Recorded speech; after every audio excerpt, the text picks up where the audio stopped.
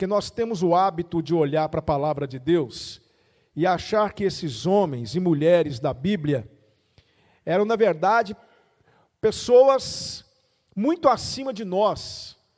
Mas quando nós olhamos os erros, os deslizes, as falhas desses homens e mulheres da palavra de Deus, isso traz conforto para o nosso coração, porque eu fico pensando o seguinte: se eles erraram, quanto mais eu, não é? Se eles falharam, quanto mais eu. E nós estamos aqui diante de uma falha grave de Josué. A Bíblia é fantástica, porque a Bíblia, ela não esconde os erros dos seus personagens. A Bíblia, diferentemente do Alcorão, por exemplo, que é o livro dos muçulmanos, que é um livro poético, eu tenho um Alcorão, e é um livro poético, um livro feito em cima de poesia. A Bíblia é um livro que narra a história de homens e mulheres que, embora tenham se dedicado muito a Deus, eles falharam, eles cometeram erros. E hoje nós vamos estudar sobre um desses erros cometidos por Josué e pelos líderes de Israel. Meus queridos, enquanto Josué estava lá no capítulo 8, versículos 30 a 35, lendo a lei de Deus para o povo, escrevendo a lei nas pedras, como nós vimos semana passada, refazendo a aliança do povo com Deus, os reis daquela província, os reis das cidades de Canaã, dos povos de Canaã, eles estavam se unindo, na maioria das vezes, eles guerreavam uns contra os outros, mas agora não, agora eles estão se unindo, sabendo de tudo que havia acontecido com Jericó, sabendo de tudo que havia acontecido com Ai, eles estão com medo, e eles resolvem se unir, eles deliberam se unir, está aqui dos versículos 1 e 2, para guerrearem contra Israel, não é?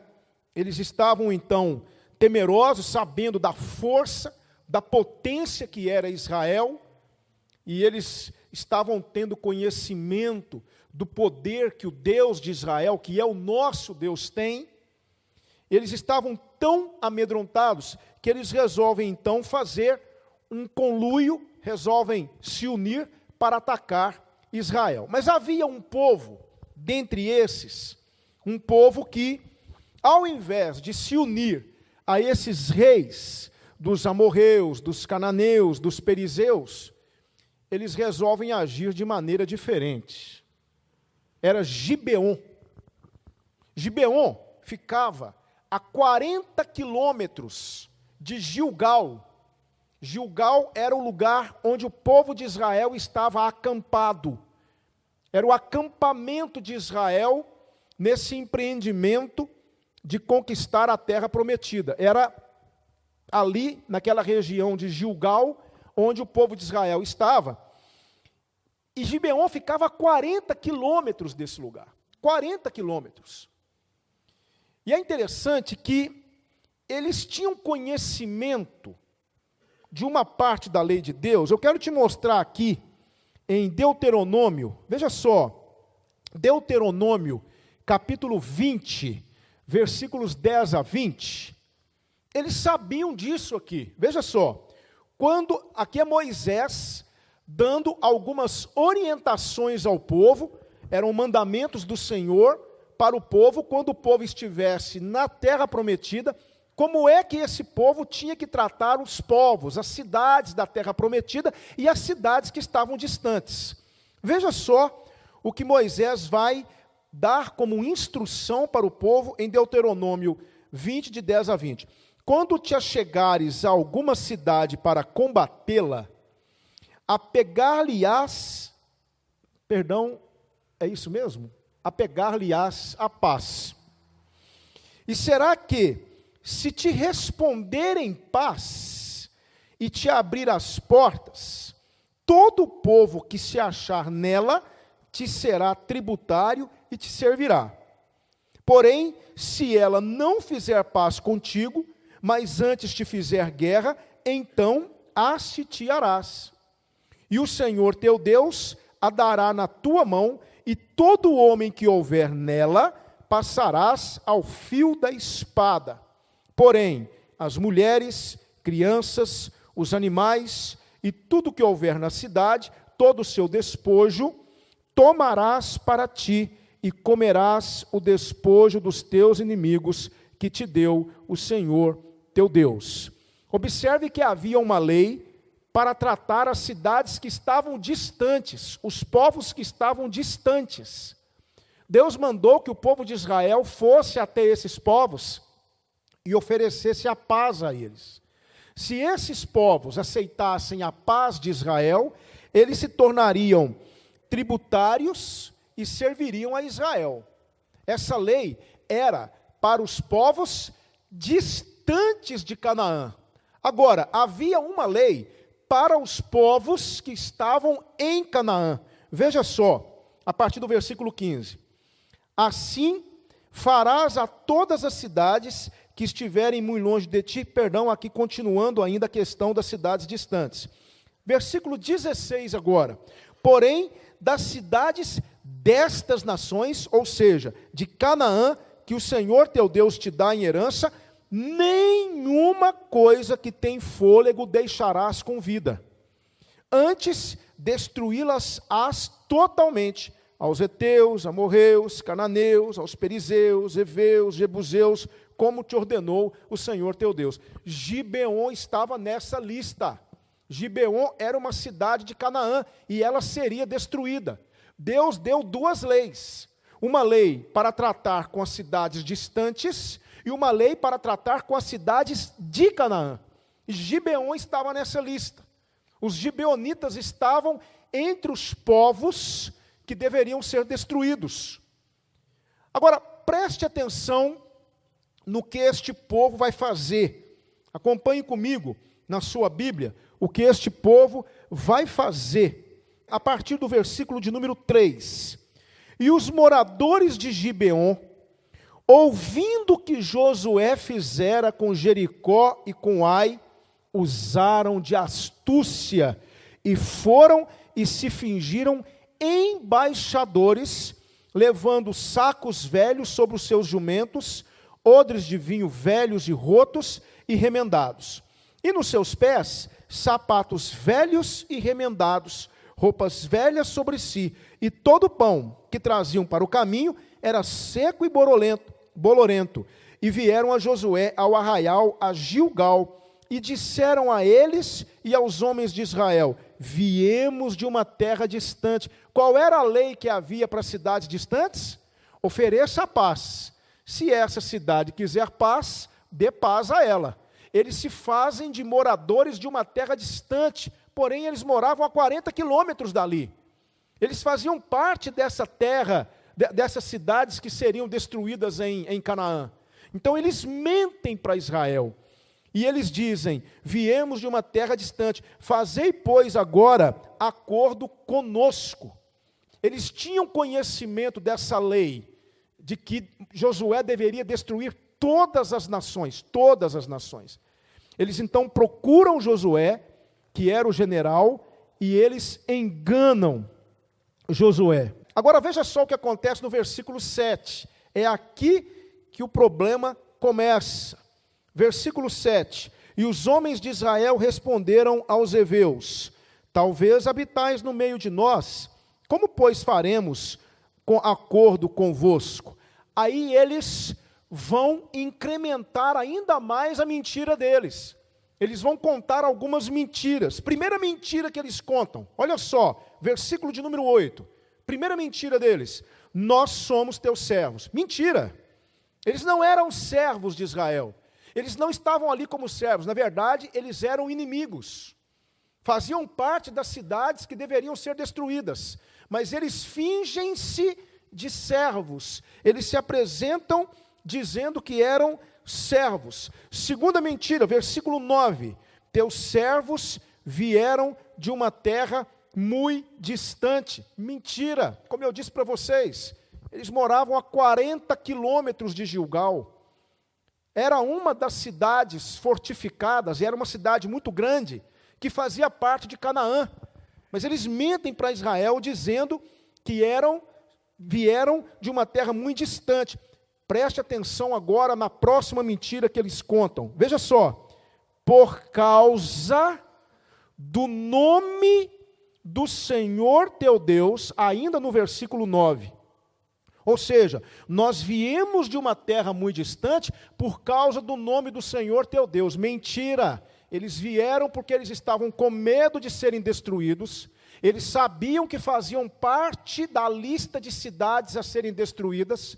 E eles vão até Israel no intuito de conseguirem a clemência de Israel e não serem mortos. Eles não foram por causa do nome do Senhor. Eles colocam o nome do Senhor na jogada. Eles lançam mão do nome do Senhor para, de alguma maneira, tentar sensibilizar Josué e os líderes de Israel para que estes o deixassem viver. Veja só agora a continuidade da mentira.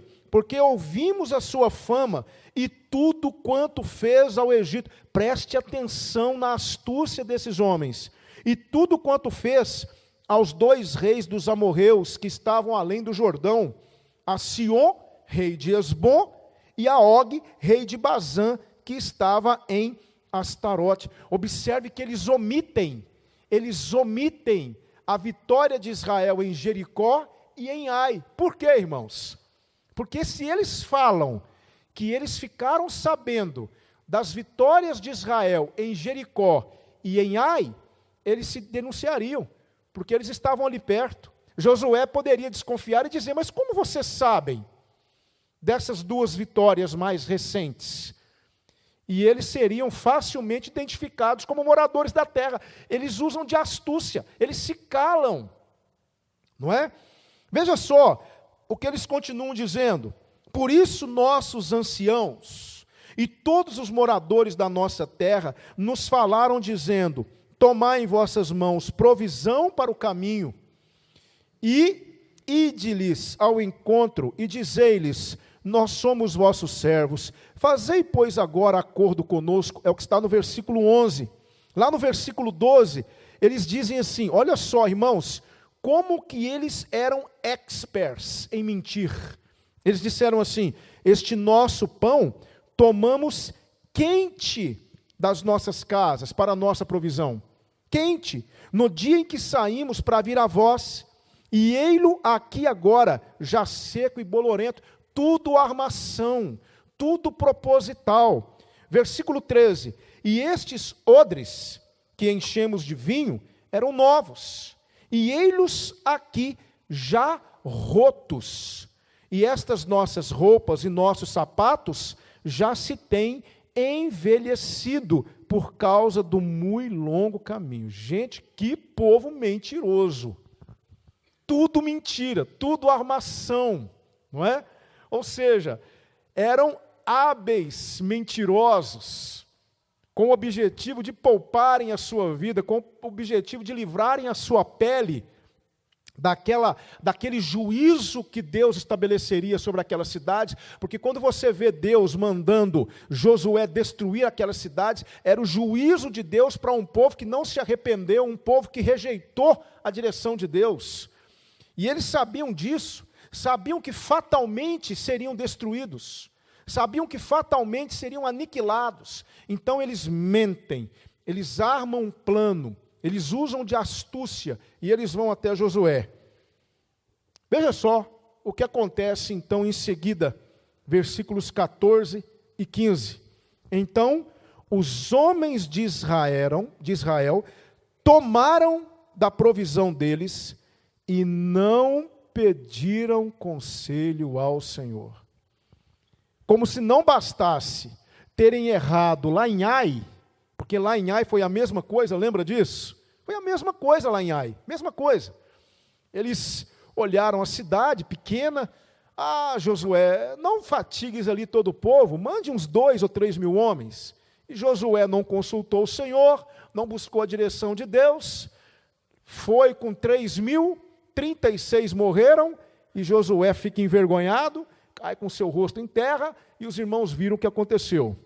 Era para Josué ter aprendido a lição, mas não. Mais uma vez, o que ele faz? Ele confia nos seus instintos. Ao invés de fazer uma abordagem espiritual da coisa, ele faz uma abordagem científica. Ele pesa tudo, ele olha a situação deplorável daqueles homens. Eles usaram o nome do Senhor, falaram do nome do Deus de Israel. Aquilo deve ter mexido com o coração dele, né? Ele deve ter pensado assim: dó. Gente, vamos dar uma chance para eles. Olha a situação deles, né? Que pena desse povo. Não, nós vamos quebrar o galho de vocês. Não consultou o Senhor. E a palavra de Deus diz, olha só o versículo de número 15.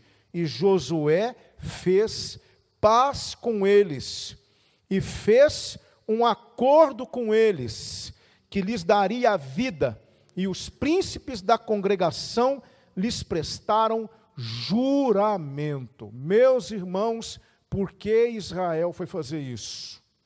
Olha só, versículo 16 e versículo 17.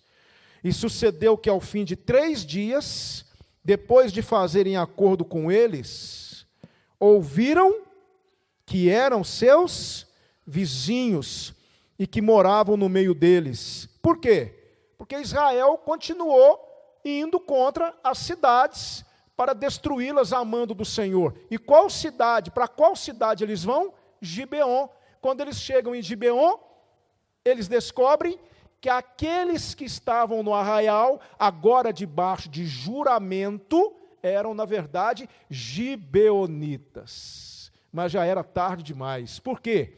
Porque para um judeu, para um hebreu, para um general como Josué, para aquele povo, fazer um juramento era coisa muito séria. Muito séria. E eles não quebrariam a sua palavra. Eles empenharam a sua palavra. O texto bíblico vai nos dizer aqui, não é? Que o povo começou a reclamar, o povo começou a questionar a decisão dos líderes religiosos, dos líderes do povo, a questionar a decisão de Josué, de ter poupado aquele povo sem consultar o Senhor, mas já era tarde. Eles haviam dado a palavra deles. Lembra quando eles foram possuir Jericó? Quando eles foram lá em Jericó, os espias foram investigar Jericó, e eles deram a palavra para Raabe, que eles poupariam Raabe. E quando os muros caíram, o que eles fizeram? Cumpriram com sua palavra. Isso era algo muito sério para um hebreu, muito sério. E aqui eles deram a palavra: nós vamos fazer paz com vocês. Mas 3 dias depois, eles descobrem a verdade. Mas estavam sob juramento. Não dava para voltar mais atrás. E aí Josué vai confrontá-los. Versículo 22 e 23. Olha só. Josué os chamou e falou-lhes dizendo: por que nos enganastes? Dizendo: muito longe de vós habitamos, morando vós no meio de nós?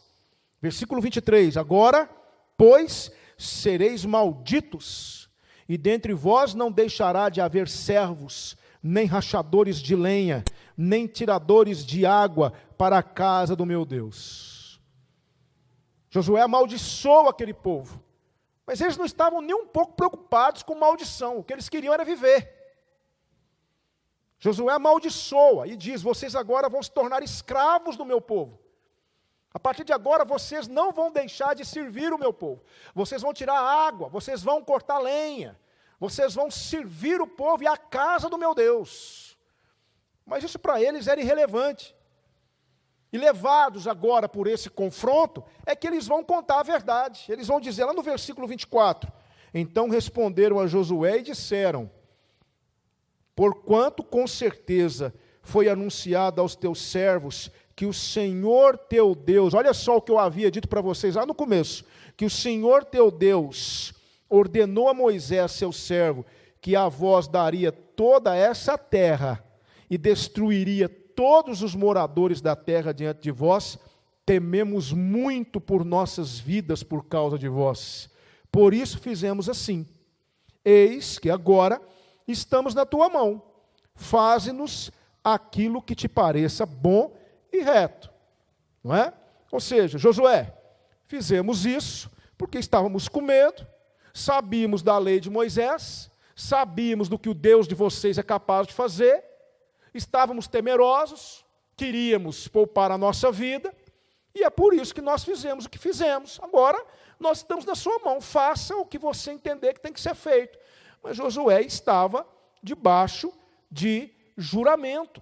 Ele não podia quebrar o seu juramento. E uma coisa muito interessante, semana que vem nós vamos ver isso, lá no capítulo 10, Gibeon agora estava debaixo da responsabilidade de Israel. Sabe o que aqueles reis, lá do versículo 1 e 2, que queriam se unir para guerrear contra Israel, fizeram?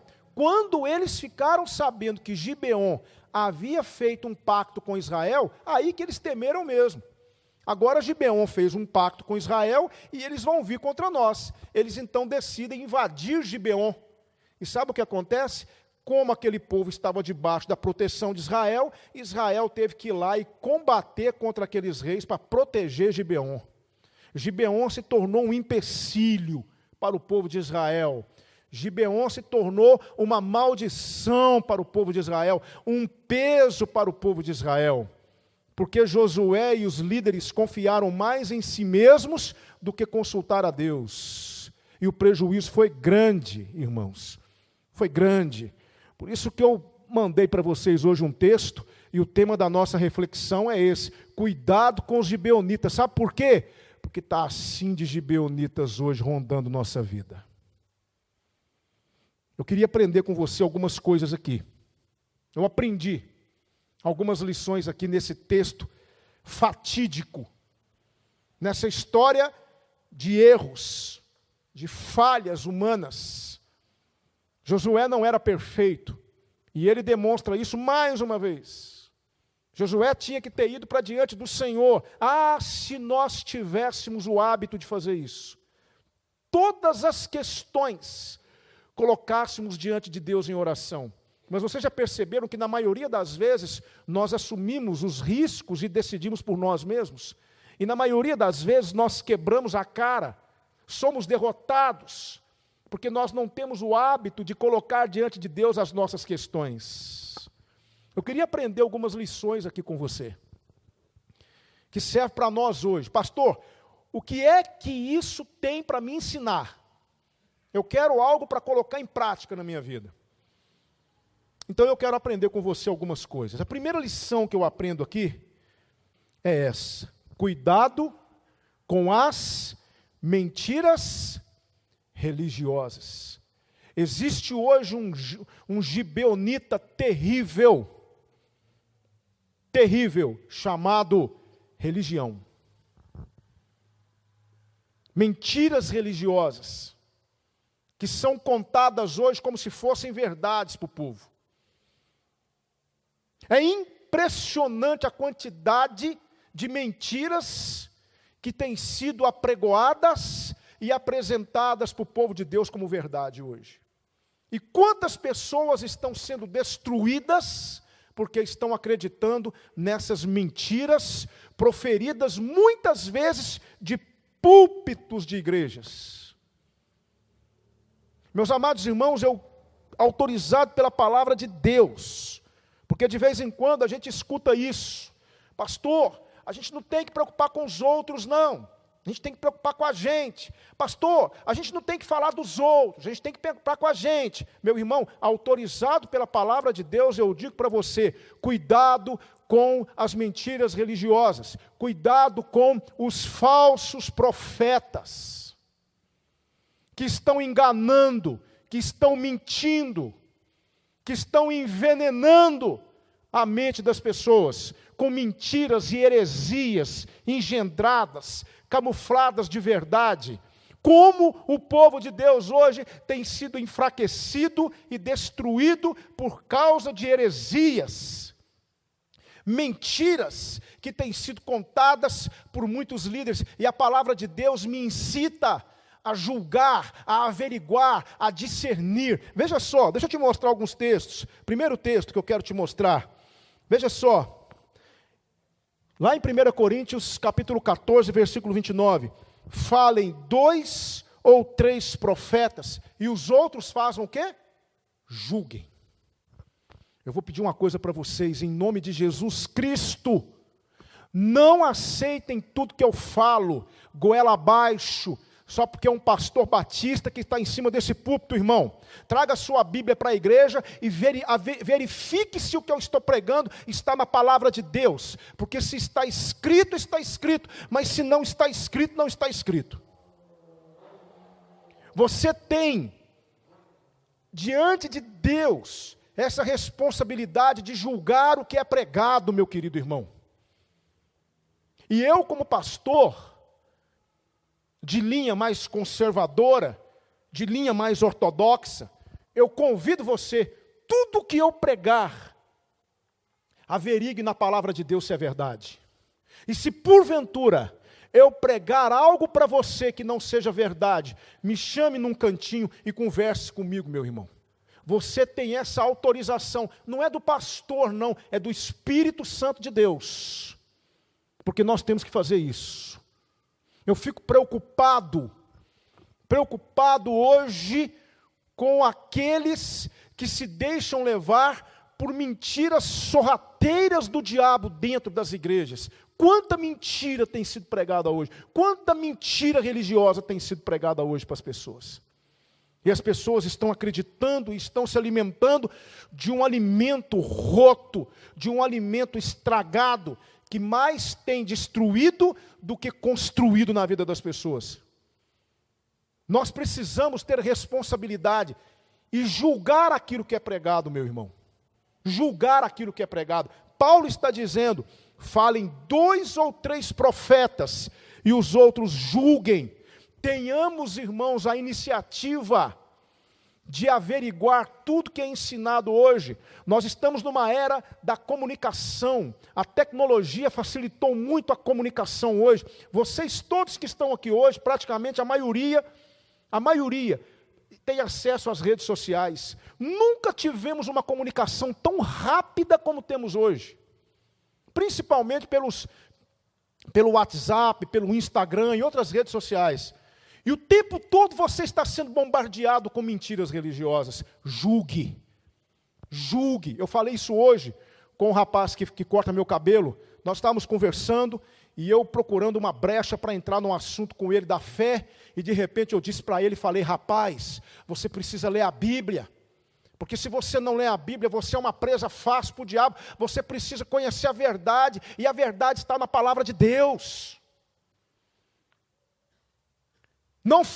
Não acredite em tudo que te falam, meu irmão. Averigue na palavra de Deus. Esse foi o erro de Josué. Josué olhou para aquele povo, aquelas sandálias gastas, aquele pão embolorado, tudo proposital. Aquele povo que toda uma aparência de piedade, aquele povo, aqueles coitadinhos, e ele preferiu acreditar mais nos seus instintos do que na palavra de Deus, e ele se deu mal. É por isso que tem tanta gente hoje sendo enganada, tanta gente hoje vivendo debaixo de mentira, desnutrida espiritualmente, porque não averigua, vitimada pelas mentiras religiosas. Quanta mentira religiosa tem sido pregada hoje. Veja só esse outro versículo. Veja só. Amados, não creiais a todo o espírito, mas provai se os espíritos são de Deus, porque já muitos falsos profetas se têm levantado no mundo. É o que está lá na primeira carta de João, capítulo 4, versículo 1. Cuidado com os falsos profetas, irmãos. Cuidado com os falsos profetas que vêm até vocês travestidos de pastores, de líderes, mas na verdade são lobos devoradores, que querem destruir a igreja de Cristo. A igreja de Cristo hoje, ela tem sido uma igreja fraca, inoperante, inexpressiva, porque infelizmente muitos estão sendo enganados por mentiras religiosas. Muitos. Veja só esse outro texto, que está na segunda carta de Pedro, capítulo 2, versículo 1. E também houve entre o povo falsos profetas, como entre vós haverá também falsos doutores, que introduzirão encobertamente heresias de perdição e negarão o Senhor que os resgatou, trazendo sobre si mesmos repentina perdição. Meus amados irmãos, não podemos nos calar. Tem uma frase de Charles Spurgeon. Veja só essa frase de Charles Spurgeon. Alguns dizem: política e religião não se discutem. É por isso que os maus políticos estão no poder e os falsos profetas estão nos púlpitos. Política e religião não se discute. É por isso que os corruptos estão no poder e os falsos profetas nos púlpitos. Porque o povo de Deus aceita tudo passivamente. Sim, vai aceitando tudo como bênção, como alimento, como palavra de Deus. Nós temos, irmãos, da parte de Deus, um instrumento que nos ajuda a aferir a verdade. Alguém disse alguma coisa para você? Abra a palavra de Deus e procure. Ou então, fale com essa pessoa. Me mostre, por favor, nas Escrituras. Porque eu só aceito se for das Escrituras. Mostre-me, por favor, onde é que está isso nas Escrituras. E você verá que muito do que se prega hoje é mentira religiosa. Como os gibeonitas. Esse gibeonita está por aí, irmão. O que é que nós estamos fazendo? Sabe qual é uma forma que nós temos de combater isso? Pregando a verdade para o nosso povo. Não escondendo a verdade do nosso povo. Falando a verdade. Confrontando, colocando o nosso povo diante da verdade de Deus. Doa quem doer. Quem gostar, gostou. Quem não gostar, não gostou. Mas nós não podemos omitir a verdade. Somente assim é que nós vamos combater as mentiras religiosas que estão por aí. Quanta mentira religiosa hoje. Quanto gibeonita destruindo hoje a vida das pessoas. Mas quanto hoje eu ouço cada coisa. Meus amados irmãos, eu tenho visto, eu não queria ver. Mas, irmãos, é impressionante como eu estou diante de tantas coisas hoje, tantas mentiras religiosas que eu vejo no Facebook, que eu vejo nos jornais, que eu vejo na mídia de informação, e eu penso, meu Deus, como é que as pessoas conseguem acreditar nisso? Por isso, o nosso desafio como igreja de Jesus é maior a cada dia. Precisamos, irmãos, combater as mentiras religiosas.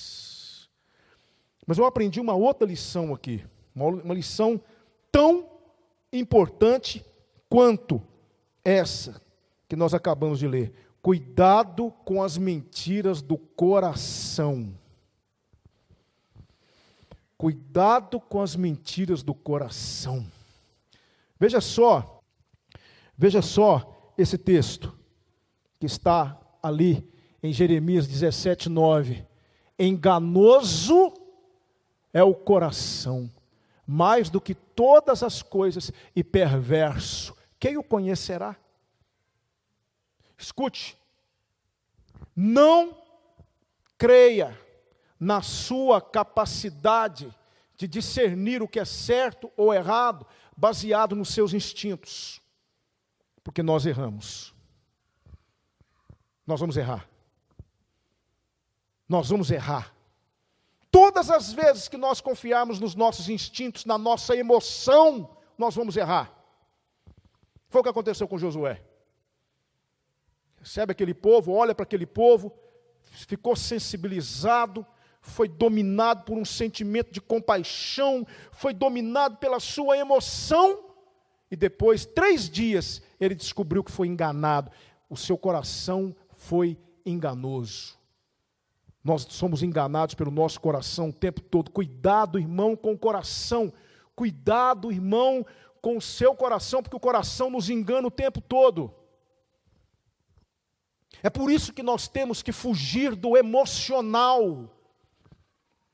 Parece que o emocional está na moda, porque a emoção está diretamente ligada ao coração.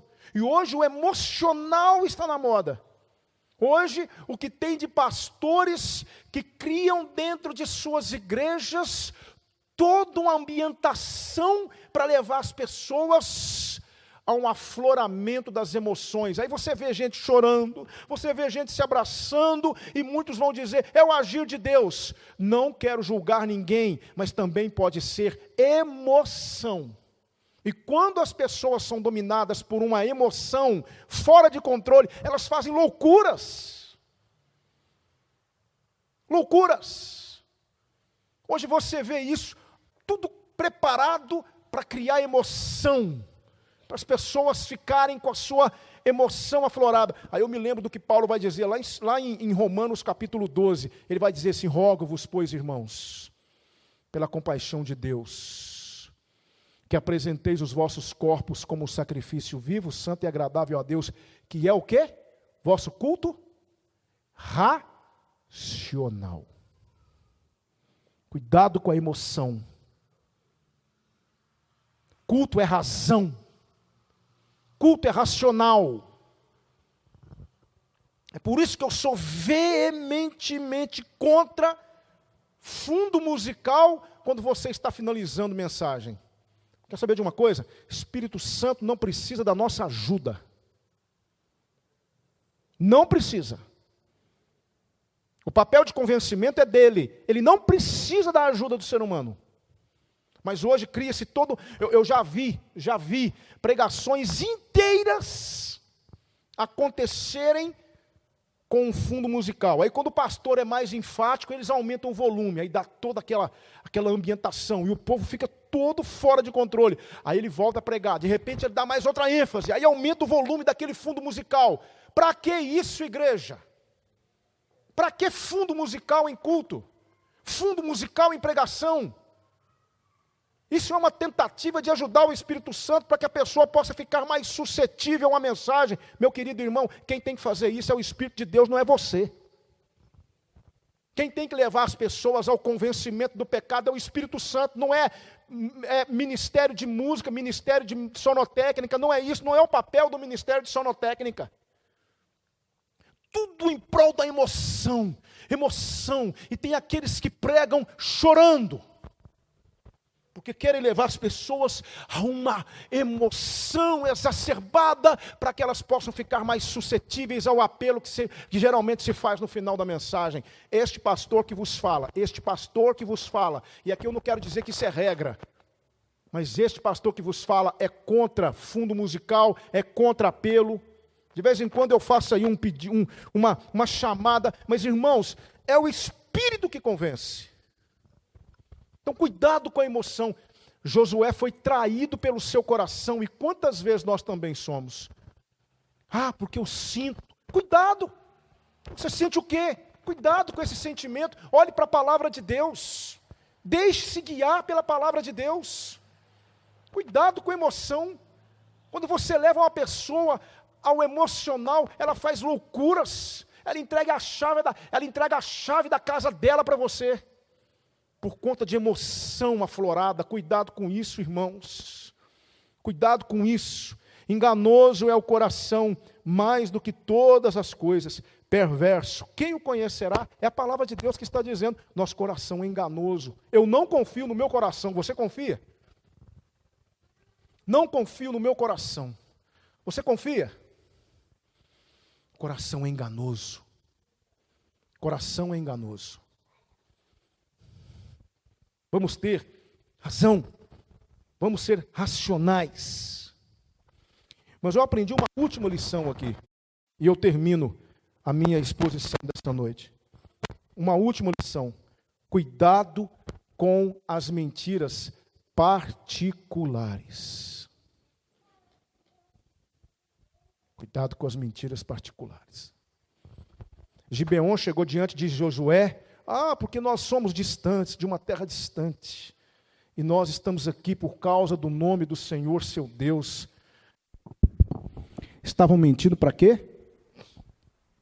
Para obter o quê, irmãos? Benefício próprio, vantagem, para conseguirem de alguma maneira livrarem-se daquele juízo que com certeza, obrigado Gabriel, daquele juízo que com certeza viria sobre eles. Mentiram para obter vantagem. Deixa eu te contar uma historinha muito interessante.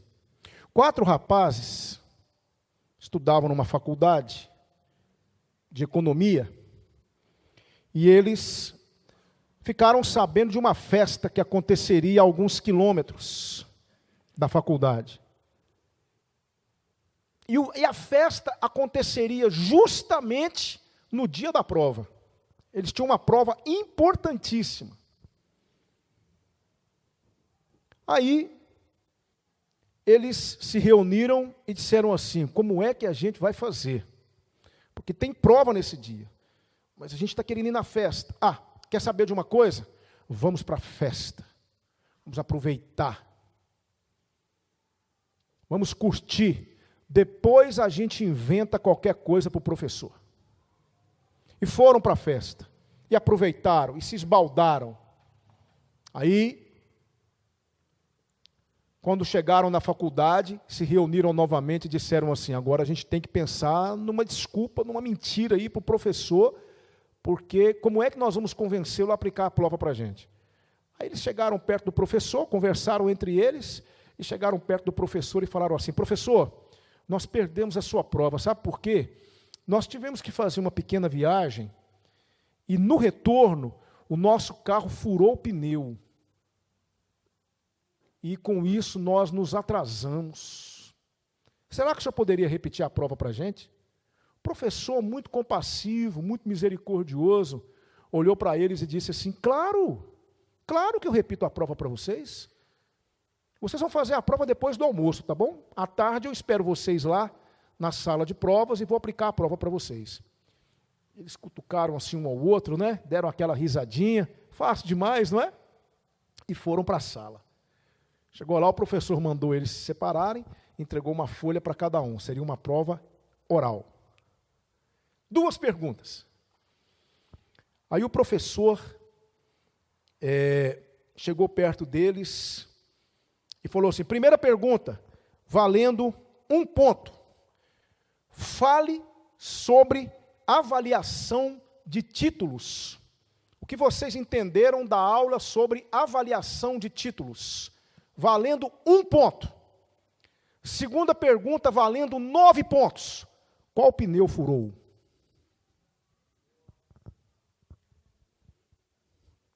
Qual pneu furou? Vocês não vão rir não, gente? Eu preparo a piadinha para vocês, chego aqui, conto, fico ouvindo uma risadinha, vocês me deixam sem graça. Qual pneu furou? E agora, como seria? Dizem que a mentira tem perna curta, mas corre numa velocidade. É ou não é verdade? Sabe uma coisa que tem escravizado a humanidade? Mentiras. Às vezes nós estamos sendo gibeonitas dentro da nossa casa para os nossos filhos. Um pai estava com o filho, não é? Foi num determinado lugar e pediu uma planta para um jardineiro, e o jardineiro não conseguiu entregar a planta no dia prometido. Ele voltou lá e disse assim: eu gostaria muito que o senhor me entregasse até amanhã na hora do almoço, porque nós vamos fazer uma viagem depois do almoço. O jardineiro: não, sem falta, amanhã cedo eu entrego para o senhor. Entraram no carro, aí o filho olhou para o pai e disse assim: pai, nós vamos viajar para onde? E o pai disse assim: não tem viagem não, meu filho, papai teve que inventar isso para poder ver se recebe a planta em tempo, porque aquele jardineiro é muito enrolado. Ah, pai, então o senhor mentiu para ele, né? Que bobagem, não é? A gente pensa que isso é uma bobagem, a gente acha que isso não tem importância, não é? Sabe o que você está sendo? Gibeonita para o seu filho.